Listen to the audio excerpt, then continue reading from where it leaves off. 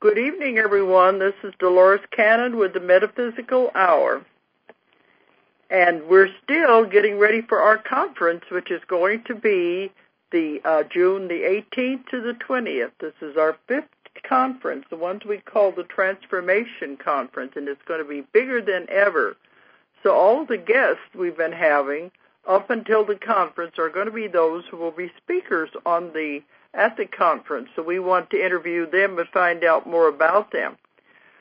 But I do want to say, I filmed for the Project Camelot when I was out in Laughlin in February. And, you know, I do a lot of filming and a whole lot of stuff, and I never know what's going to happen with it. But they told us whenever it came out on the Internet, it was going to really be a big response. And it's right now showing on the Project Camelot. It's on the Internet, isn't it? Right. It came out this weekend. On the website. They said they had over 1 million, at least, people that check in on that. And just in this last week, we are seeing a tremendous response. So you never know where these things are going to come from. The last one we did was when I did the George and Uri shows, you know, with the Coast to Coast. We always have a tremendous response from them. But we were totally unprepared for the Project Camelot when it hit. So it's another one, and we're getting calls and orders and everything from all over the world. So that shows these things do reach long distances. Just like they say this show you're listening to now also goes out all over the world. We have been in Europe and in Australia, and people will tell us that they listen to the show. It's amazing. We sit here in the living room talking on the phone and never know what's going out there. I sometimes think I'm just talking to the wall. So there's a whole lot more people listening than you think there is. But the June the 18th to the 20th is the conference. This is going to be our fifth one. Every year it gets bigger and bigger. Our keynote this year is Lindsay Wagner, the Bionic Woman. And yeah, but she won't be doing a bionic feat, but she'll be doing, I mean, she might be. It's a oneness blessing that she'll be doing. So that could be considered a bionic feat. I don't know. Well, she's going to do a 3-hour workshop.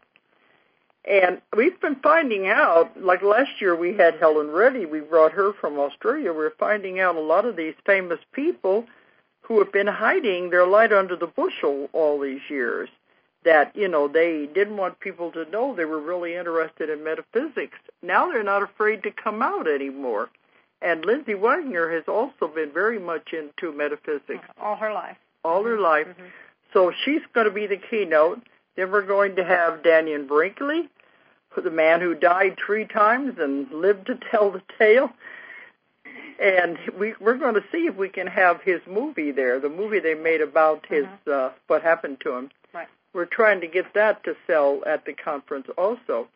He's quite a character. A lot of you out there know him. He's been around a long time, talking about when he was hit by lightning and then the other 2 times he died after that. And we've got Sherri Edwards, who is a pioneer in sound healing. I started out with these people so many years ago in the beginning when none of us knew what we were doing. And we just kept going and going and trudging along. And a lot of us are still doing our thing.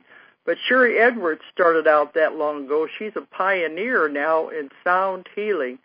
And she has her own organization and works with doctors all over the world.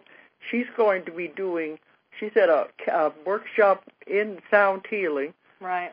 Where you find your tone. Right. Help each person find their own personal tone. And then when you find your tone, you won't get sick. Right. And she's going to be giving away, I believe, free software, too. Yeah, I can't wait to find out. It's going to be really interesting.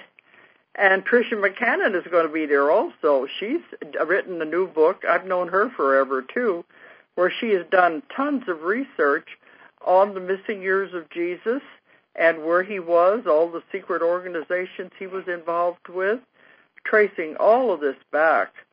So her book just came out, and it's not by us, but she's an old friend, so I asked her to come to the conference. Right. Well, and on her description, what she sent in, what else she's going to talk about is why that information is so important now in our evolution into 2012 and everything. So it's all tying everything together. You mean getting away from what the church has hidden all these years? I think it's just information that they had that it helps our ascension. It's just, Because they were highly advanced spiritual beings in those days, and they had the mystery schools. Mm-hmm. So there's a lot of information that has been hidden all this time or destroyed and pushed away, and it's all coming back. They tried to get rid of us, but we're back. That's right. Okay. Let me give out the 800 number. I mean, not 800, it's a different number. The toll-free number, in case anyone wants to call in and ask questions tonight. Of our topic that we are discussing. Let's try not to go off of the topic and stay on what we're going to be discussing tonight. The toll-free number is 1-888-815-9756. 1-888-815-9756. Okay. Well, we have a guest tonight who is going to be a speaker at our conference, and we have published her book. It's Sherri Cortland, and she's with us live now from Orlando, where she lives. Her book is called The Windows of Opportunity. Sherri, you're there, aren't you? I'm here. Make sure you didn't go away. I wouldn't dare.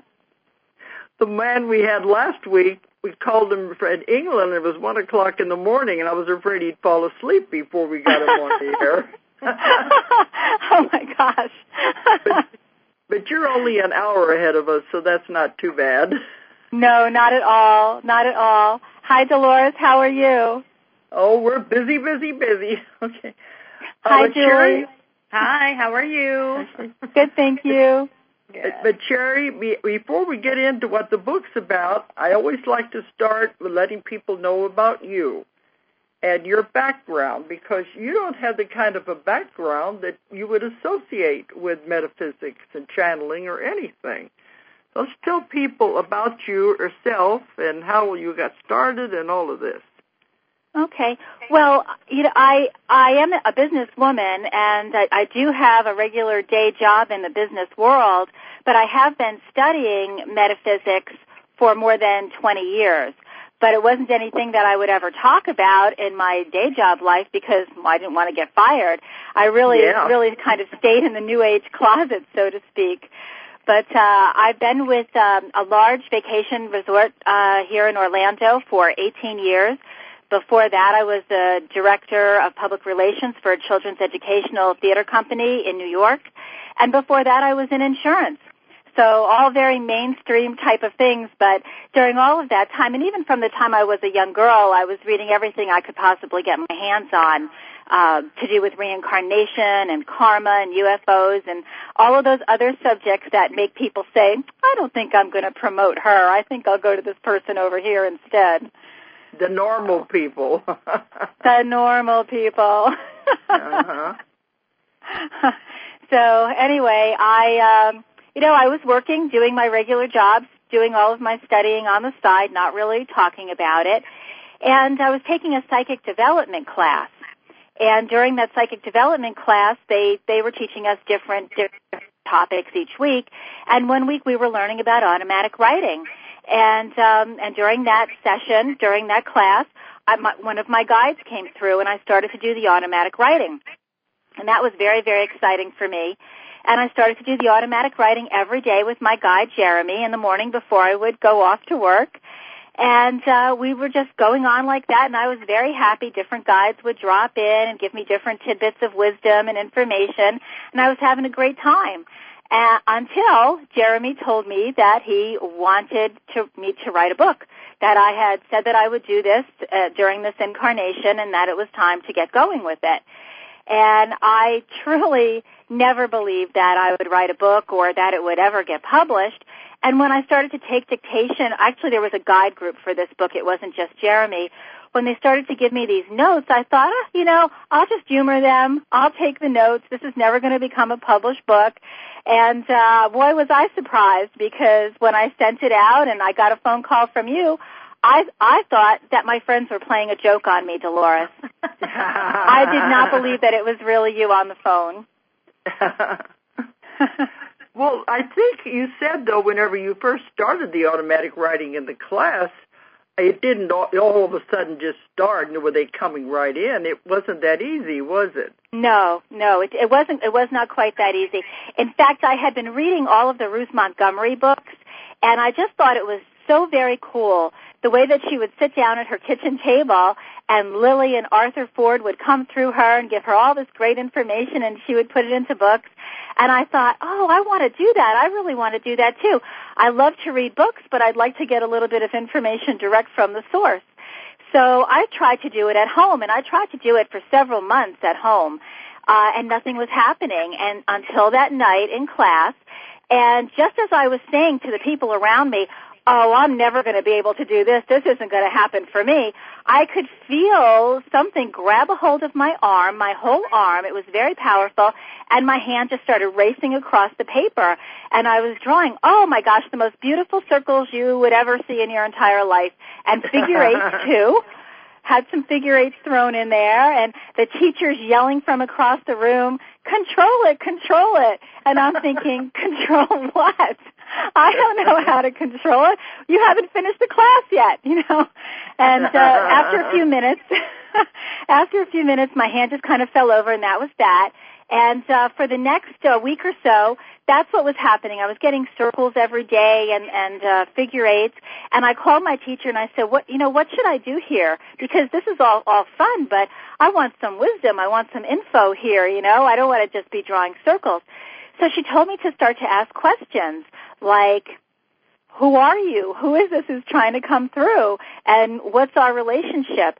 And when I started to ask the questions, then the words started to form. And then Jeremy and I started to write with each other every day. I love automatic writing so much because you have a written record of everything that you get. It's great to go back and look at stuff, You don't have to remember everything that you get. You can always read it. So that's why I love automatic writing.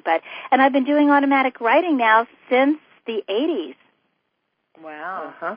Because, a lot of people channel, they don't remember what they say because they're, another altered state, and all they know is stuff's coming out, but unless it's recorded, they can't remember what's going on. Yeah. And a lot of people also are wide awake nowadays, too, and they remember it. But I love the automatic writing because they do have that written record, although I don't do it with pen and paper anymore. Nowadays, I do it on the computer. You're cheating. I know, right? Well, it's a lot easier. Listen, when they tell you they want to dictate a book through you, you think about your hand. You'll go to the computer, too.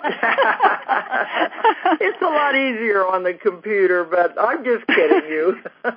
I know. You have to start somewhere anyway. Absolutely. Okay. You know what? It was like being in a chat room with the guide group. Yeah. With the what? Doing it on the computer. computer. Chat room with the guide group. That's how I talk to them, I hear them, and I'm like the conscious channeler, and I hear them, and we talk back and forth. But like you said, there's no record of it, and I just have to remember what I was told. And you're right, it's always like a chat room. It is. It's like a chat room.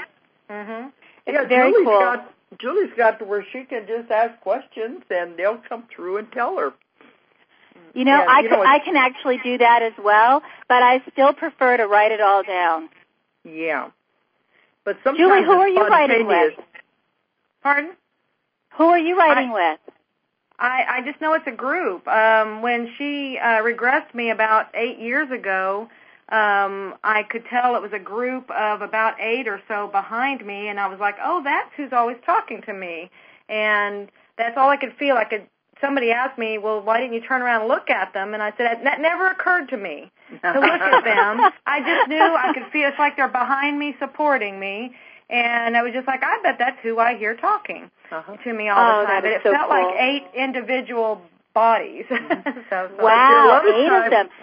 Mm-hmm. There are a lot of times now, though, when people just have a question and it's just spontaneous, and they'll ask it, and she'll say, I hear them saying thus and such. So that's why she doesn't, we don't have it written down, because it just happens so quick. Mm-hmm. And now she's been helping on the radio show, because sometimes we have call-ins and somebody will ask a question, and she gets the answer in her head. Yeah, they just, they answer it. It's not, they answer the question. So yeah. Well, there has to be a channel for it. That's the same thing I do. I'm a secretary to the guide group. That's what I am. Exactly. I take dictation. You just repeat everything you hear. And try and do it in the clearest way. I do. You know where I get a lot of straight information. This is going to sound very funny, but when I'm in the shower, I seem to get a lot of word bubbles in my head. A lot of communication in the shower. Maybe because it's so quiet in there. It's quiet, and that's cleansing. They said it's like it's pure because of you're cleansing away stuff. So they're just like there's a purity there. So that I makes like sense. the word she used, word bubbles. Yeah. Mm-hmm. Tiny. I like them in a comic strip. Yeah, she's saying tiny little bubbles. Okay. All right, but I think it's time now to talk about the book. And the book is Windows of Opportunity. And Sherri brings up some things that are in everybody's life, but I don't think people usually make the association, because we all have bad things that happen in our lives, negative things, and we don't stop to think of how it correlates and how it does fit into our life. We have to learn to look at things from a different perspective. So you want to talk a little bit about the book and what's in it? What do you mean by Windows of Opportunity? I would love to talk about this. Thank you. Well, first of all, the whole purpose for this book, there's really one reason that the guide group wanted this to be out there. That's because they want to help us accelerate our spiritual growth. They want to help us finish our to-do list for this lifetime, but they want us to do it with less drama and less pain.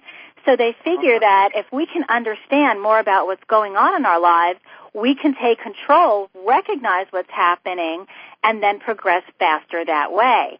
And so there are two main concepts in the book that I like to talk about. And the first one is relationship villains, and then that's going to lead into Windows of Opportunity. Relationship villains, according to the guide group, sometimes the people that we think of as annoying to us, people that we might consider to be our enemies, people that we just don't like them, those people are most likely our closest universal friends who have taken on a villain role for this lifetime in order to help us learn a particular lesson or to stay on the right path. So Sherri, these relationships... I'm sorry, Sherri, that's the one that will really mess with your head. Yes, it will. Yes. It will. What are you thinking? No, I'm just saying, yeah, exactly. I mean, because you keep going, it's like, you want to hate that person, and then you have to bring that up, and it's like, that's my best friend. I know. Yeah. And they're playing a role, and they're doing it really well, and the guides say that it's very much a sacrifice for our friends who, when we're best friends on the other side of the veil, but when we come over here, it's a sacrifice for someone to play a villain role for us, especially in the case of, say, an accident. And I'm not talking like a fender bender, but I'm talking about a real tragic accident, because someone who, quote unquote, caused the accident to happen, they open many, many, many windows of opportunity, but they also have to live with what happened for the rest of their lives. And maybe they have to go to jail. Maybe they have to go to rehabilitation. I mean, who knows? But there are lots of sacrifices that are made by those who are the villains in our lives. But a lot of times there's karma involved, too, when they decide to play that role. Absolutely. We've always had a relationship with that person in another life, and of course we forget when we come into this life. Well, maybe that was a really good way to get rid of that karma or rectify that karma. So. That's it. That's why, even though it looks negative, they've chosen to do that, and then now all the karma has been evened out and repaid. They have to suffer for it afterwards. But I found whenever whenever we're on the spirit side, before we're coming back, we do make contracts with people of what we're going to try to work out and, our roles we're going to play. And the different, we can switch everything around and the different parts and the contracts we make with these people. So some of these on the surface don't make sense, but we do agree to all of this on the other side. We do. We sit at a planning table, so to speak, and we decide what karmic debts do we want to repay and how are we going to do it. And those are the windows of opportunity that I'm going to talk about in a minute. What experiences do we want to have for growth and learning? And then who's going to help us with it? And those are the relationship villains. They may be people that we have karma that we need to work out. They may just be our best friends who are willing to play a certain role so that we can get the learning that we just insist that we want to get during this particular incarnation. And, they can be with us for our entire lives, or they can pop in and out of our lives. They can be family members, coworkers, somebody at the post office or the DMV, they can turn up any place, even the grocery store. Mm-hmm. They're all over. I think the hardest ones are the ones that you live with, like your parents and your husbands, that give you a hard time. The ones that you're closest to and you have to be related to for a long time, those are the hardest ones, I think. I think you're right. They're teaching us, I think you're right. And what the guide group says about that is that once we learn the lesson and we kind of walk through the window of opportunity, so to speak, I know I haven't talked about that yet, but at that point, our relationship with that villain is going to change. And for the most part, if it's a family member, then it's going to go to a different level that's just more palatable, easier to live with kind of thing. But if it's a friend or a coworker or something like that, it could be that we don't have any relationship with that person at all anymore. Our work together, our mission together could just be over, and we just kind of go our separate ways. It can go either way. You said that too, Julie, that people come and go in your life. They're there for a reason, and sometimes you don't realize it till after the fact. Yeah, but we put everybody in our lives. It's all created. But afterwards you'll say, well, I did learn something from that person. Then they disappear out of your life again. Right. Yeah. Sometimes we think, how come I'm not friends with this person anymore? And we haven't talked in a year or 2 years, or all this time has gone by. And we think about it as if it's a bad thing that we let that relationship go. But really it's not. It could just be that our time together was over. We have other things to go on to. They have other things to go on to. And if we hook up again, and rekindle that relationship, that's great, and I'm sure that there's a reason for that, too. Like you say, Julie, there's a reason for everything. Mm-hmm. Right. But there are a lot of people that stick with things long after they're over, and then it's not serving purpose anymore. They do. What kind of, because I know that we get signals that when it's time to go, and some people just go, they know it's time to go, but like these that stick to it, what kind of signals do you think they've been getting where they should have let it go? The very best way to know if you haven't learned a lesson or if you haven't handled something properly is to look for your windows of opportunity. And your windows of opportunity, when we decide what it is that we want to learn, we have to decide how are we going to learn this lesson. So we'll create opportunities for ourselves when we get over here to learn a lesson. And if we miss a lesson, if we miss a window, it's okay because we've set up several windows to learn the same lesson. And they get progressively harder as we miss one window and we go on to the next. Now, as far as how to spot these things, think about life scripts. Now, I never thought that I had a life script. If you told me I had a life script, I would think you were crazy, but my life is riddled with life scripts. And anybody who thinks they don't have one, just ask your friends or your family because they will quickly tell you all about your life scripts. But if you've got a life script, meaning that the same type of situation is happening over and over again, for some people, they might be involved with the same type of person. They might marry one kind of person and it doesn't work out. They divorce that person and then they're engaged to the same type of person, different body style, different color hair, but basically the same person. They're drawing that same type of person back to themselves because they didn't learn the lesson that they wanted to learn in the first place. So if you take the time to examine your past and see if you have a life script going. Are there a type of situation that continues to occur? And then you can kind of connect the dots to the present. Is there a similar type of situation going on in your life right now? It's a fair bet to say that you probably have a window of opportunity in front of you. So then what you need to do is you need to examine, how did I handle this situation in the past? Look at how you did it before. What changes could you make to handle it differently? Try something different with the one that's in front of you right now. If you don't have the situation coming back to you, then you know that you've handled it the right way. That's really the only way that I know to know that you've walked through a window of opportunity. Because the guide group loves to say to me, it's better to learn your lesson on the ground floor than it is in the penthouse. But how do you know? How do you know that you've got a lesson in front of you on the ground floor? The only way to know is that the situation doesn't present itself again. But if you've had something that's happened to you 2 or 3 times, you see that pattern there, look at how you handled it. When you've got it again in front of you, handle it in a different way. If it doesn't repeat itself, then you've walked through that window and you're able to move on. And obviously the sooner that you walk through a window, the sooner you recognize a life script, the faster you can learn that lesson, work on it, be done with that, and move on to something else. Yeah, I always say that, Earth is a school, but this is a kind of a school where you can't skip a grade, but you can have to take a grade over if you don't get it right the first time.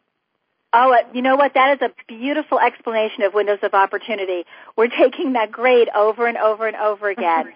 Yeah. You're so right. They say, they don't care how long it takes you to learn that one lesson and go through that one grade. You have eternity. But do you want to spend eternity on one little lesson? No. Who wants that? And when we're on the other side, according to the guides, we can get a little bit cocky about learning these lessons. We think that we're going to wake up and see this window of opportunity and learn this lesson right away the first time that it pops up.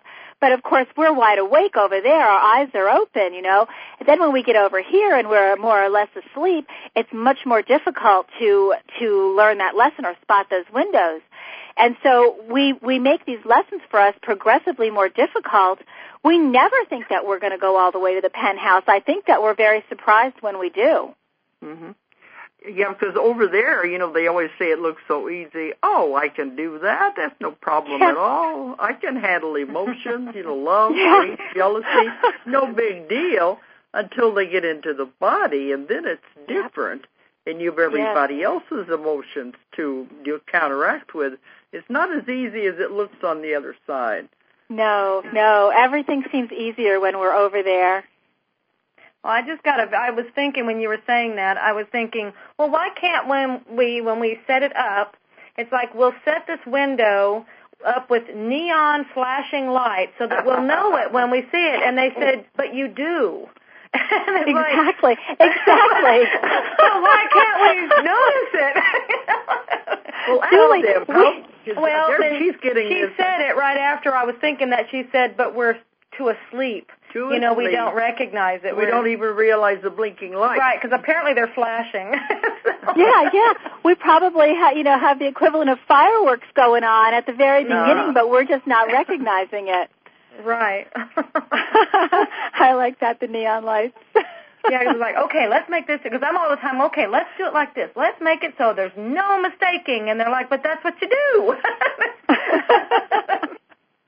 So we're just, we're just kind of really veiled over here.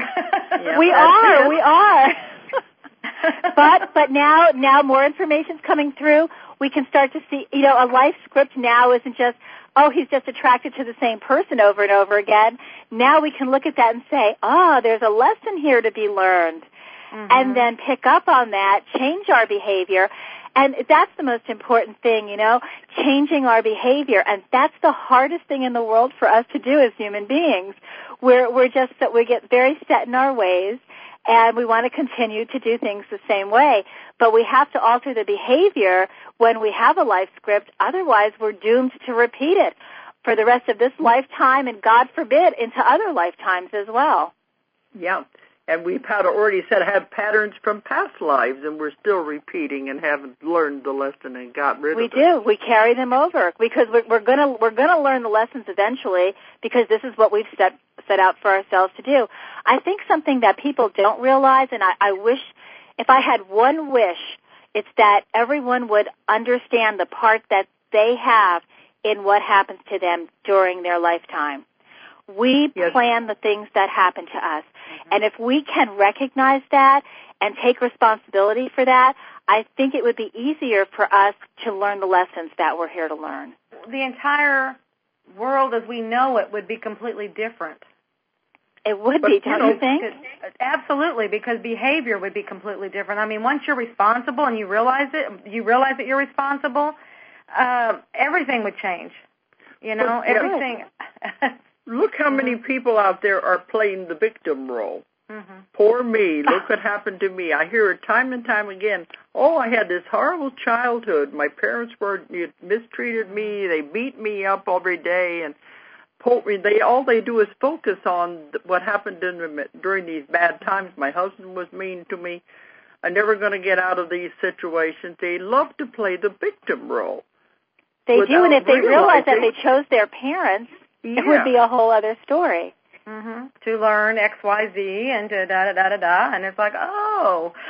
Because I have this again and again in my work. Whenever we're doing the sessions, they'll come through, and I ask, why did they have such a horrible childhood?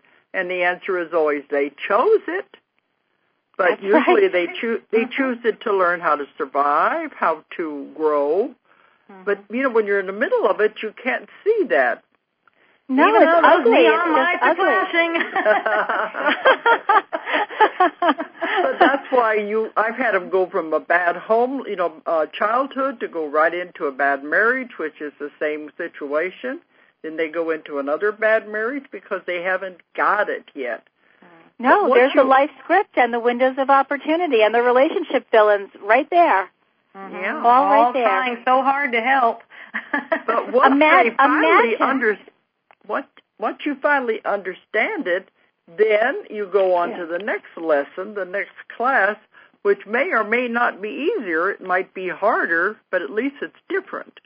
But you're making progress, and you're growing spiritually, and you're crossing things off the to-do list. And if you wipe out everything that you wanted to accomplish, then you can enjoy this beautiful world of ours. Have some fun. Yes. There's no it's not all about work here. There's no reason to stay in that victim role at all. We have control over our life. Dolores, I think, and Julie, I really feel that if they would start to teach metaphysics in elementary school, that we would not need quite so many psychiatrists. I think that if people realized what was going on and they took action, they learned the lesson, they understood why they might be in this particular circumstance, took action so that they didn't have to repeat it, we would all be able to move ahead faster. But we have to learn this stuff behind closed doors. I mean, you said it yourself. No one talked about these things when you started out. Oh, yeah. But look at the same thing. If the churches would teach these basic concepts, look at how much better people would be. Yeah, I know what you mean. A lot of my clients that come to see me are what I call recovering Catholics. Yeah, but just came through. But that's a relationship villain right there. That it is. The church, the establishment is acting as a villain to help people to grow through that and everything. So it has its role. It's saying it has a very definite role. So it does. I've given that a lot of thought too, Julie, because I feel like it's misleading, yet it draws people to it. So there's got to be lessons there and opportunities there for people who need that particular lesson and opportunity. Right. Yeah, I always tell people that wherever they are is okay. If they're happy in the church, if everything is working well, that's where they're supposed to be. We're not supposed to change that. But if they're asking questions and they want to know more, then we have the answers, and there's a whole lot more. But you're not supposed to try to change people until they're ready to know. Where I think some of the problem is some people think they have to stay just because they're supposed to, and it's like, to me, it's just a level of grade, and that you grow through, and when you're done, you can move on to something else. There's no reason, that doesn't make any sense to stay there when you have grown beyond it. And that's where Absolutely. I think the problem lies. Yeah. So, do you think that sometimes people feel that they need to stay to protect other people, and instead of putting themselves first, they want to just protect others and help others? Or martyr themselves? Yeah, martyr themselves. Well, that would be the next step, because until you take care of yourself, you can't really help other people. No.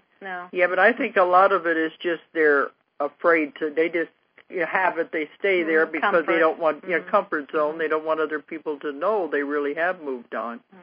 Oh, you know what? That's a good point too. That makes sense. But that's where I feel like that's when you're, or like you said, you're not there for the right reasons, and then you're not learning whatever. But that's where it's the problem to me. So yeah, there's got to be growth. There has to be continued growth. Absolutely. Yeah. But everything's our lessons, and we have to go through it all. I've been told you can't go from kindergarten to college. You have to take it step by step. And if you don't learn it this time, you'll have to come back and do it again, because the law of karma, you don't get out of it. Well, but you say have to, and I have a problem with that word. I realize it's a requirement. Balance. I realize it's a requirement, but when you say have to, it's like this dread and drudgery. And remember, we chose this. Yeah. We chose this whole wonderful growing thing to do. And so this is our privilege to be here. It is. But it's also it is a privilege to be here. It is.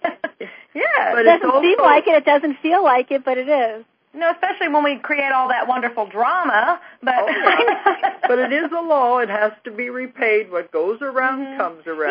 Yeah, but we want to do it. This is our choice to be in this whole thing. We didn't have to do this. No. So. No. There's a lot of instant karma going on now as well. Have you guys heard anything at all about that? Oh, Are you getting anything on instant karma?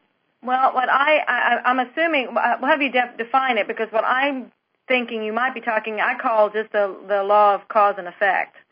And yes, but payback in the same lifetime. You don't have to wait until another lifetime. Maybe you don't even have to wait a week. Maybe, a lot of times it happens the same day. Yes. Because, but in the old days when we weren't as advanced as we are now, you had to wait till the next lifetime before the circumstances were right. But now it's happening in the same lifetime. That's what I tell people. It's going to come around and bite you, because it's going to work itself out. Yeah. Maybe that's better than waiting until the next lifetime. Well, I think part of what go ahead. I think part of that is too our development. We are to the point where we recognize it. That's why it's happening. So we recognize it when it's happening. So it comes back immediately, so you can get the lesson immediately. That's what I was just going to ask you both. Do you think that the instant karma might be connected to our evolution as human beings? It seems like we're making a lot of progress very quickly. Yes.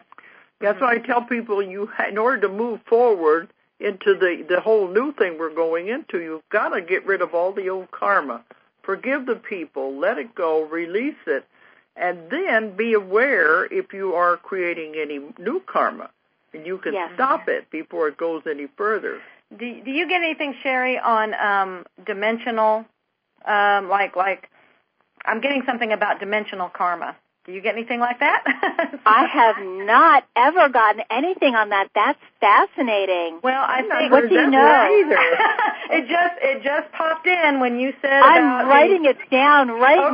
Dimensional karma. Tell me everything you know. I've not heard that word before. Okay, I think this goes along with your convoluted theories. Okay, because it's twisting in my brain. Yeah. Well, I don't know. It's along that line because it's twisting in my brain, and it's like okay. So I said my books are for those who want their minds bent like press. Well, when you said the instant karma, this opened this. So it's like this is where it went. It said, okay, dimensions, like you know how they talk about. Do you remember the Seth books back in the was it the 70s, 80s? Yeah, 70s. Seth Speaks. I used to read those, and my brain would get it would hurt. Those books, I mean, talk about convoluted theories. Oh, my goodness. Well, the last book, or the last thing I remember when I was reading them, the last vision, whatever, the visual that he gave in the book was a multi-dimensional game board, and he said, this is how your lives are. It's like, rather than, it's like the simultaneous time concept and everything. Chessboard. Right. It was like a chessboard, and you had like many layers to it, and a play on one level affected a play on another level and things like that. And you can see through the levels. And that was the last thing, and that was just such a new concept, and my brain really had a hard time wrapping around that. Where then now, 30 years later, or 40, oh, shoot, that's a long time ago. Oh, yeah. Oh, my. But in one of your classes, it came up again. Some people were asking questions, and it came up again. It's like, this is something that's really important now. Well, anyway, just now when you said instant karma, there came that vision again of this game board. Okay. And it's showing, it's like maybe it has to do with and that's what I said, dimensional karma. So something to do with all these plays happening at the same time. Okay, it's the karma. I mean, you're affecting all these moves are affecting, and they're creating things, and you're clearing it up, and it's, oh my goodness, my brain. Well, you've got 8 people standing there talking to you. Yeah. And they're trying to throw me visuals, and that's where I'm trying to understand the visuals. Oh, that's hard, and the concepts, So, well, let me ask you this. Is it possible that karma that we incur in this dimension, we might be able to pay back in another parallel universe? They're saying yes, you're getting it.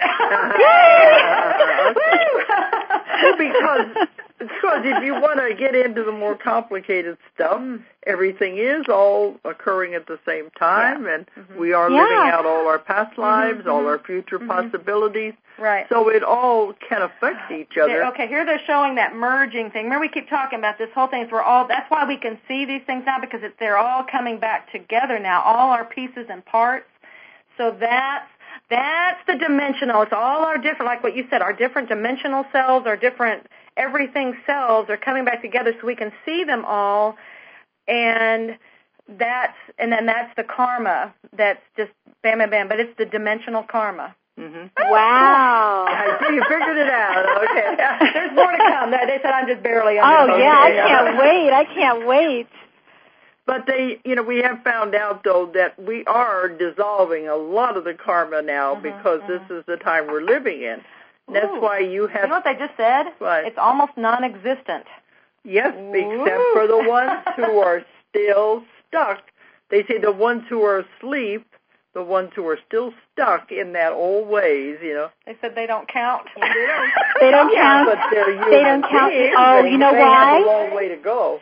Maybe because they're, with the whole transition to the new earth, maybe for the ones who are making the transition, for that particular group, the karma is almost non-existent. Exactly. Yes, that's what exactly. they said. said. Is that possible?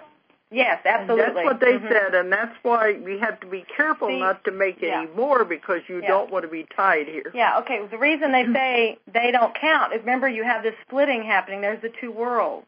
Right. Yeah, like you just said, Sherri, it's like, this group is evolving, going here. The other group has already decided, I'm not going. So it's already separating. They and want to stay with the negativity. They'll come along later, created. but in this timeline, they're not. That's not part of it. So right, and that's okay. That's okay. So that's right. Yeah, they've said it doesn't matter. They will eventually go, but for right now, they're stuck with what they've created, and they stay with that. But the rest of us are wakening up. That's what they mean, the awakening, the opening up of the veil, to where we're beginning to understand these things, and everything is changing, and it's for the good. It is, and I understand, too, that the veil is becoming thinner and thinner, and, I always like to tell people, there's nothing special about me because I can do automatic writing. If I can do it, anybody can do it. And I even teach people how to do it in workshops now. But I think, from what I understand, the time is coming when we will be able to communicate with our family and friends who are still on the other side very easily from this side. Absolutely. Absolutely. Well, because there is it's just another dimension. Yeah. And seeing those layers, the lines between the dimensions are fading fast. So they'll be like they're just it's right so here. It's so exciting, isn't it? It is. But that's what I've been told. The psychic abilities are coming back. Right. They never were really lost. It's just that in childhood and everything, we pushed them aside. But they're all coming back to where more and more people are going to have access to this, and it's going to become the norm. Yes. To where they're all opening up, and that's what it's all about, this time period right now. Well, I'm excited about that because it's real hard to hide anything when everybody, when you have these abilities, everything's transparent, so you can't hide anything from anybody. You're just going to have to be honest. Let's see how those bankers and insurance companies work when that happens, huh? It might be a new system gets set up. What do you think? I think so. Well, with you working in the business world, you know what if you can read a lot of these people's minds, She probably does. Well, I'm actually in the timeshare industry, and everyone's mind is very easy to read when they walk in. I'm not buying timeshare.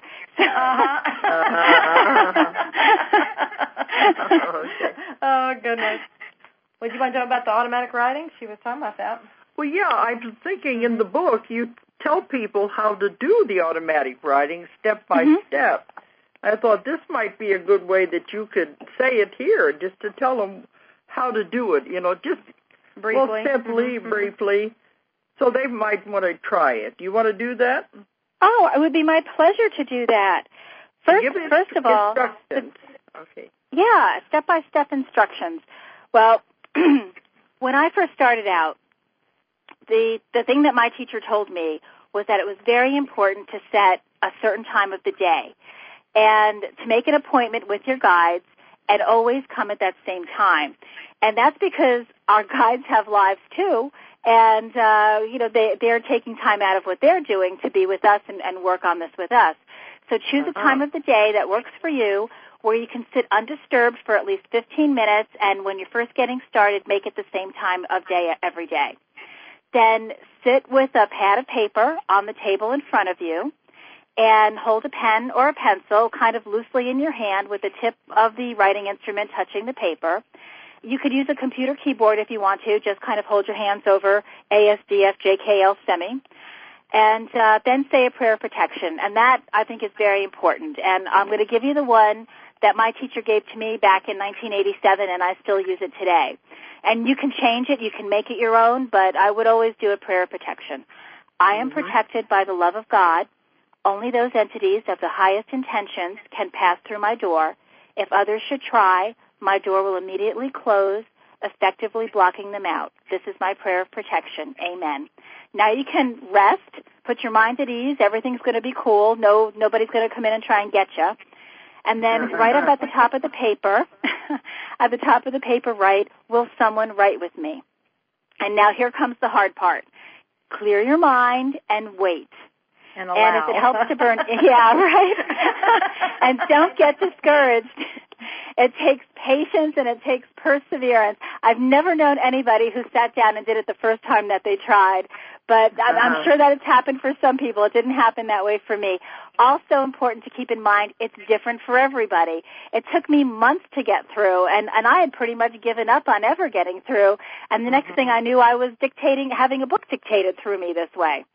So clear your mind and wait. It takes a lot of patience. You can't just give up right away. No, you can't. You cannot give up. And burn incense, put candles on. That's cool, too. If nothing happens within the first 5 minutes, just end the session because it's not going to be happening that day. And you just have to keep trying. It's just a matter of, again, patience and perseverance, sitting down, same time of the day, be comfortable, say the prayer of protection, write on top of the paper, will someone write with me? And then the hard part, clear your mind and wait. And it helps sometimes to meditate a little bit before. I always do that. I meditate a little bit beforehand. Now, do you want me to talk about what to do after the first connection? Yes. Okay. So you make your first connection, and for me, I can only tell you what it was like for me. It felt like someone was grasping my arm. So just like a bit of energy, just relax into it and let it happen. And if it happens for you like it happened for me, you'll probably experience circles or just like gobbledygook kind of stuff. and back and forth movements with the pen or the pencil. And at that point in time, you have to take control. And this is what a lot of people don't understand. You can ask, who is this? Who are you? What is my relationship to you? What message do you have for me? So take control, and if you start to get little movements with the pen or pencil, write out, who are you? How do we know each other? What's our relationship? And don't go any further until you start to write words and you know who you're writing with, because you have a right to know who you're writing with. And then the next thing, ask the entity for a message. Do you have something to share with me? And then just write that down on the paper. Do you have something to share with me? And then wait for a response. And as you get information, you can ask questions. This is give and take. This isn't really being, I joke and say that I'm a secretary taking dictation, but that's not really how it is at all. It's very much a back and forth conversation. So whatever information you're getting, ask questions about what you're receiving if you don't understand what it is, or if you have a question for them, go ahead and ask it. And then just write it down and then wait for the response. And then when you and your guides are finished, you'll kind of feel the pen or your hands, if you're typing, kind of relax a little bit. And then always be sure to thank the guides for working with you. I always say thank you when we're finished, and my guides generally, they write go in peace. Now, I'll tell you something funny. When I switched from doing it on paper to doing it on the computer, my finger never went to the right place, and go in peace became go in peach. Go in peach. So, okay. And that's like a joke now. So it's never go in peace anymore. It's always go in peach. But that you'll kind of get your own routine going, and you just continue it. So that's pretty much how you do it. It's very simple, except for the patience part. Right. Yes, that's where a lot of people will fall by the wayside. They don't have the patience anymore. But I was thinking nowadays people do relate with the computer more. Mm-hmm. So in the beginning it would just be gobbledygook, I guess, whenever you started to type. It wouldn't make any sense. Well, you have to place your fingers properly, I guess. That's why I was saying A, S, D, F, J, K, L, semi, going back to when I took typing in high school. Mm-hmm. But, I think if the spirits, the entities were taking over, I think that they would just make that happen. Mm-hmm. That's a good question. Let's think about that. Do you need typing skills in order to do it on the computer? I don't know. Well, nowadays everybody is computer literate and they type some way or another. But I was thinking, like you drawing the circles, you can't do that on the computer. It would just be typing nonsense at first. Yeah, probably get nonsense. Mm-hmm. Oh, my gosh, what if the guides start to text now? Do you think they'll start to text us? I have had, in my sessions, I've had them do weird things with electronics and my machine. Yeah, they love the electronics, so they may very well. I wouldn't put it past them at all to do something. Oh my goodness! They're always playing tricks in my office when I'm with clients, and they think it's funny. They said they do have a sense of humor. Yes, they do. Yeah. People ask me that a lot. Do they have a sense of humor? And it's like, they're always, a lot of times I'll ask them something, it'll be like, which is obvious, and they'll go, duh, that kind of stuff. I'm like, okay. Because they really do. Have fun, too. Yeah. But they do. They laugh at us. So. When I was starting to work on my second book, which is about to land on your desk, Dolores, I was lamenting why do all my guides have such plain names like Jeremy and Mary Ellen and Charles and Jeremy? Where are these big fancy schmancy names? And then because the guide that was coming through that dictated the second book, his name was Gilbert. And he said, Gilbert, yes. So he continued the pattern. And he said, I know that you want a guy to come through with a fancy schmancy name, but your real name isn't so fancy schmancy either. Okay, I thought that was taken. Funny. Got it. Yeah. Okay. I was just looking for Sherri, the big fancy name. Yeah. Well, Sherri, the hour has just flown by, really. But tell people how they can get a hold of you or contact you if they want to reach you. How do you want them to do it? Well, they can go through www.Sherri, Sherri, Cortland, Cortland.com.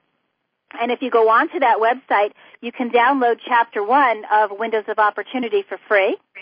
Oh, okay. And if anyone has any questions about automatic writing, you can email me through the website, or you can email me at S as in Sam, Cortland, Cortland, at C as in Charlie, F as in Frank, L as in Laura, .rr.com.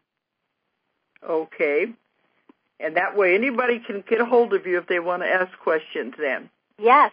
And you can get Windows of Opportunity at ozarkmountain.com. Okay. That's what I was going to give out our website next, you know. But see that as plug there. Sherri is going to be at the conference on June the 18th to the 20th. She'll be a speaker, and she'll be there with her books and to answer anybody's questions. So you'll be able to see her in person there. Okay. And I was going to give out our website, www.ozarkmountain, but it's abbreviated. But we have Ozark Mountain Publishing, so it's abbreviated, OZARKMT.com. Or if you're overseas, it's OZARKMT.com.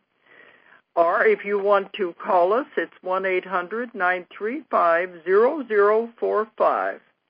And I do want to say that next Friday, next weekend, I'm going to be in Asheville, North Carolina.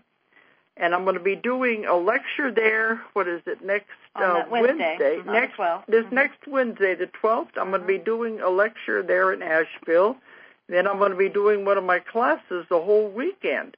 And we're getting a big response. So if anybody's interested in taking my class, you can contact us through the website, ozarkmountain.com, or call and find out more about it. And we only have one more in the States this year, and that's going to be in Arkansas in August. Right, it'll be Arkansas or Nebraska. It's somewhere in the middle here. The middle. So. Mm-hmm. And then we start our trips out of the country again. If anybody wants to find out about anything dealing with the conference or books or anything, check out the website. So now I think it's about time to say goodnight. So thanks, everyone, for listening. And it's been wonderful talking to you, Sherri. And thank you guys so much for having me on the show. I can't wait to see you next month. And thanks for coming on. Okay, so good night, everyone. Thanks for listening. If you enjoyed the show, check out more of our other videos and be sure to subscribe and click the like button. Thank you for listening to the Metaphysical Hour with Dolores Cannon.